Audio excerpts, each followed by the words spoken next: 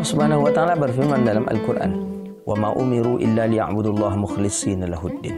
Dan tidak diperintahkan seorang hamba illa liya'budun, kecuali untuk menyembah Allah mukhlishina lahuddin, ikhlas dia lahuddin baginya dalam beragama. Wa fil athar annahu idza kana yaumil qiyamah yajil ikhlas wasyirk. Pada hari kiamat datangkan ikhlas dan syirik. Fayajtama'ani baina yadi Rabbi ta'ala. Kedua-duanya itu ada pada Allah Ta'ala. Pada Allah Ta'ala ikhlas, pada Allah Ta'ala syirik. Ada orang yang tidak ikhlas, ya lawan daripada ikhlas adalah syirik, riya. Riya bagian dari syirik. Syirik orang yang sudah menyekutukan Allah. Maka dalam pandangan tasawuf, orang yang riya itu bagian dari syirik. Syirik batin, karena dia sudah beribadah tidak lagi karena Allah. Jadi syirik, jangan kita pandang syirik itu cuman menyembah selain daripada Allah, menyembah pohon, menyembah sapi, menyembah makanan, menyembah dan lain sebagainya daripada Allah. Itu saja syirik? Tidak.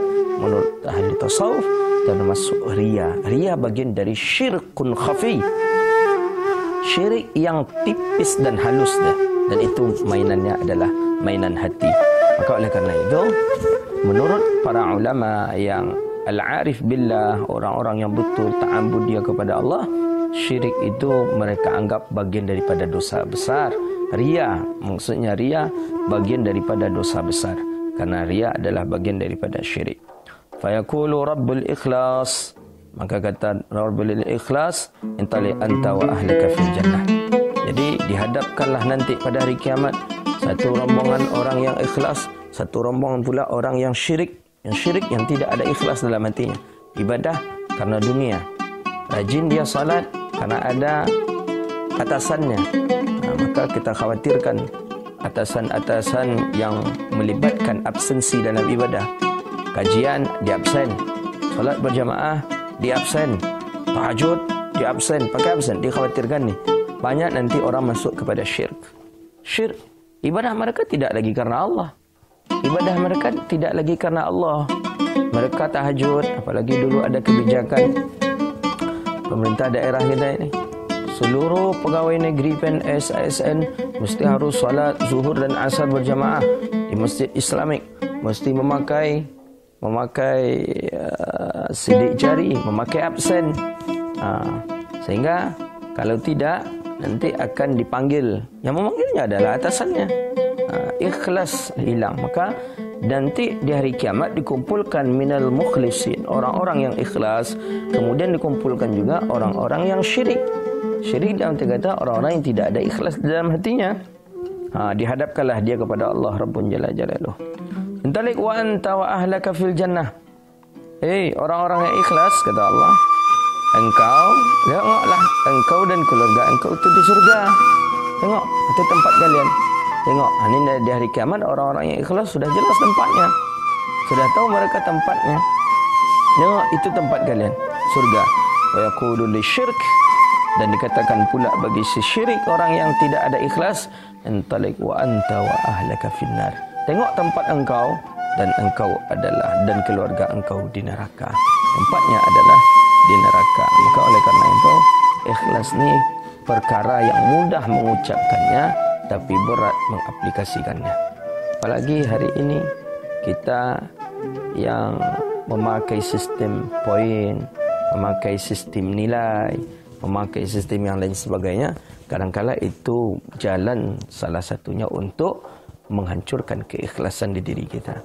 Seseorang tu akan dinilai baik apabila dia baik di mata manusia.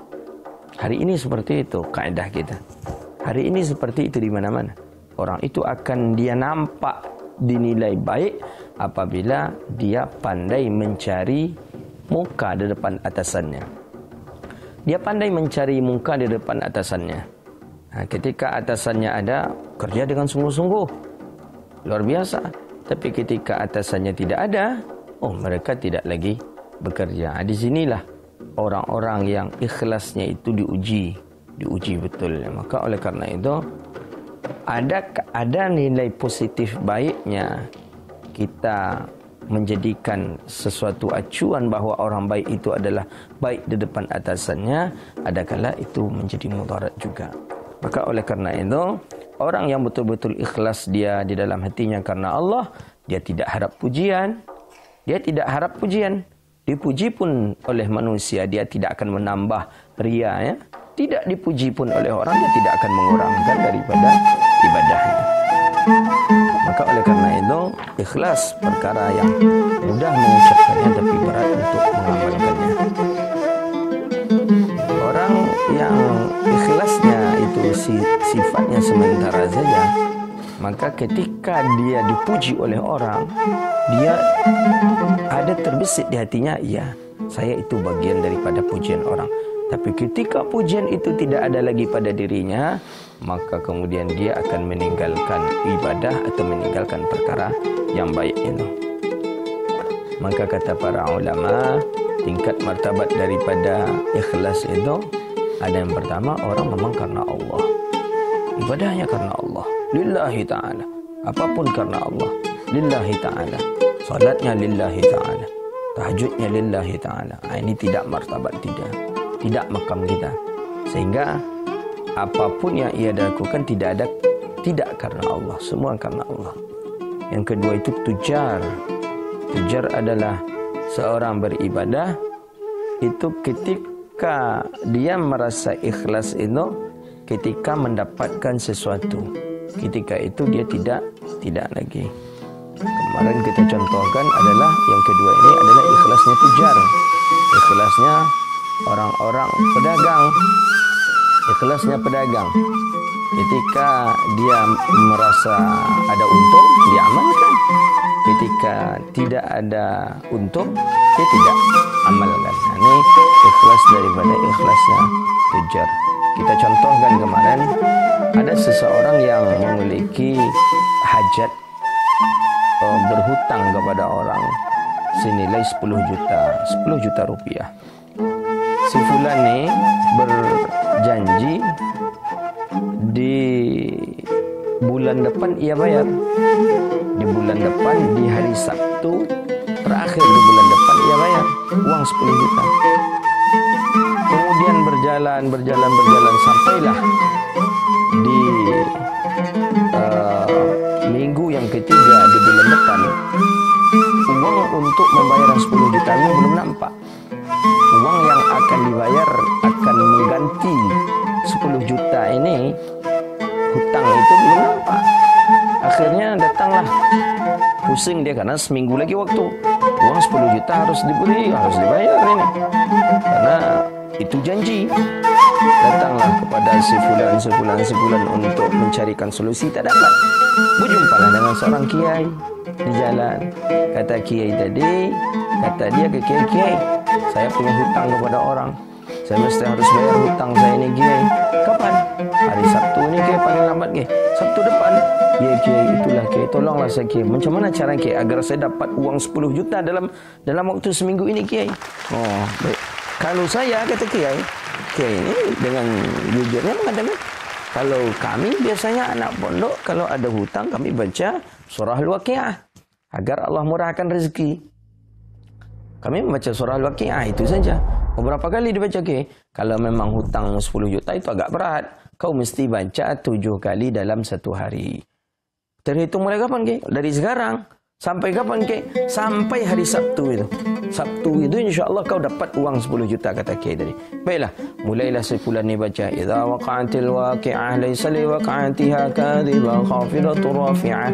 Dibaca surat Al-Waqi'ah setiap hari 7 kali, setiap hari 7 kali. Ini hajat ni akan dapatkan uang 10 juta akan dibayar kepada orang yang memiliki uang itu, orang yang memberi dia hutang kemarin. Pas di hari Kamisnya, Kamis, Jumat, Sabtu mesti dibayar. Pas di hari Kamis berjumpa dengan teman. Kata teman tadi, "Enco, ya, tolonglah teman ini saya pergi ke mall." "Ngapain ke mall?" "Wah, saya perlu ini. Sendiri aja lah, segan saya tak terbiasa pergi ke mall." Dan tak bisa saya menemani kau ke mall." "Kenapa?"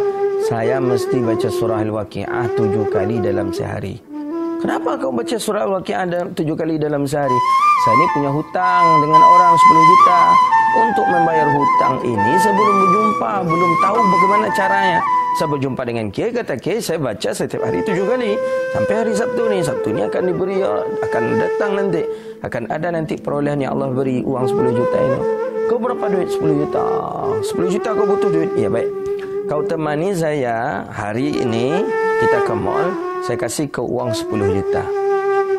Nah, saya belum selesai. Kau sudah baca Waqi'ah berapa?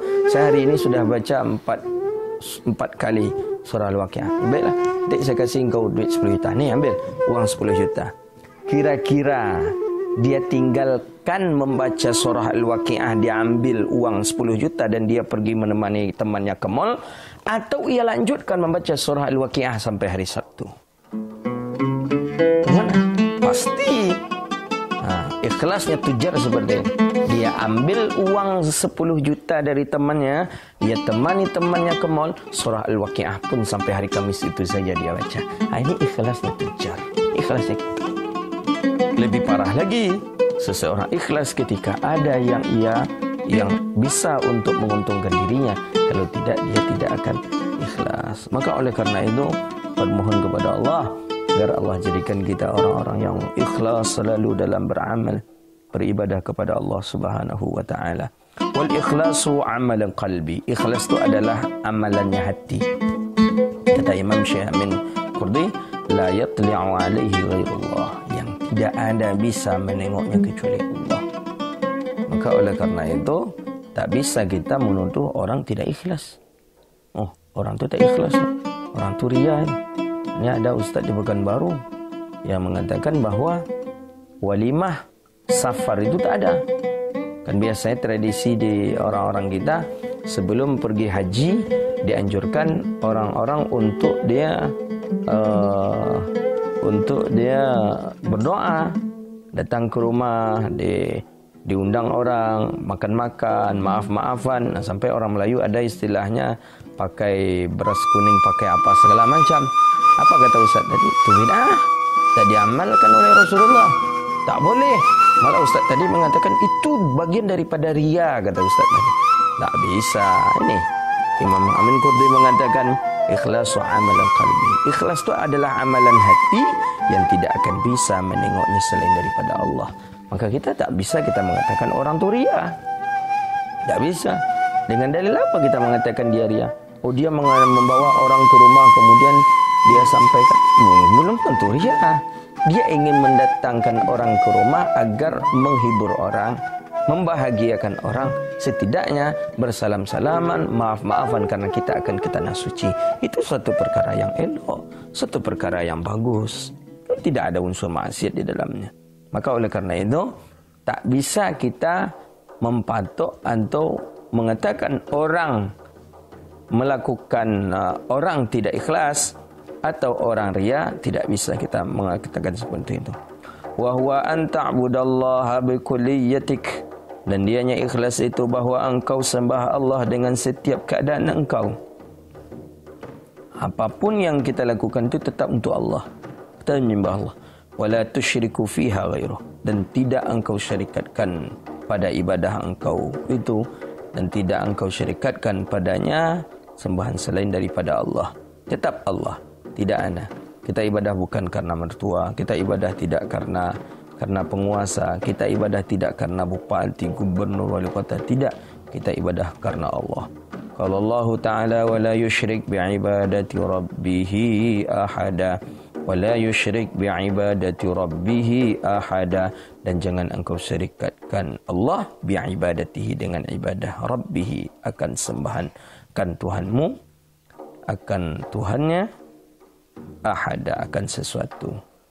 Jangan wala yusyrik, dan jangan engkau mensyirikatkan, wala yusyrik, dan jangan disyirikatkan dengan ibadah Allah Ta'ala akan sesuatu. Wakila tasfiyatul amal min kulli thawbin. Kata orang adalah tasfiyah, mensifatkan amal daripada tiap-tiap syaubin. Wa وعن النبي صلى الله عليه وسلم أنه قال سألت جبريل عن الإخلاص قال سألت الله عز وجل عن الإخلاص قال هو سر من أسراري أودعته قلب من أحببته من عبادي.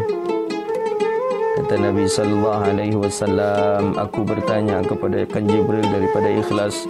Qala, telah berkata, sa'altu, bertanya oleh aku akan Allah Azza wa Jalla daripada ikhlas. Kata Jibril, Nabi bertanya Jibril bertanya ke Allah.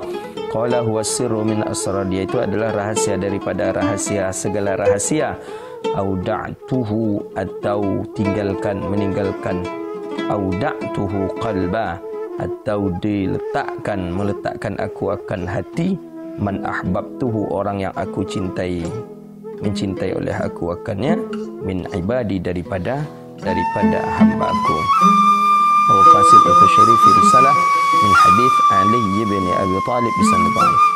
Rawahu al-jam' min al-huffaz fi musalsalati musalsala yaqulu kullu marati saltu fulana an al-ikhlas. Ini termasuk hadis musalsal yang kita riwayatkan daripada beberapa orang masyayikh. Bidul ikhlas riya', faman 'amila 'amalan law lam yakun ma'a riya' fa huwa ikhlas. Siapa yang beramal dengan suatu amalan yang di dalamnya tidak ada sedikit pun ria, maka amalan itu sudah disebut dengan amalan yang ikhlas atau amalan saleh.